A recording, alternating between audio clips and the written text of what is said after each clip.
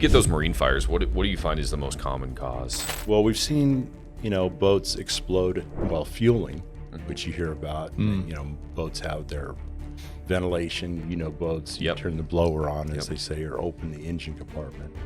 How long have you guys been operating on Coeur d'Alene? 14 years now. We're passionate about it. We spent money to go out there and help people. Right. It wasn't making us a bunch of money, but it might keep the boat fueled and, some upkeep on it. But we realized, as the word got out that we're there to do it and people knew that they could count on us to do it, we figured, we've got to evolve this into something. So what are the downsides to this industry? One of the biggest downsides is that, during the season, we've asked for it, we committed to it, but you need to be available. Yeah, so it's can't not take like vacation in you the don't summer, go out I'm of guessing, town, right?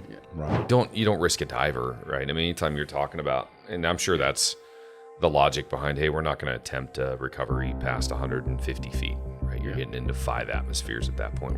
It's not worth risking the diver. Yeah.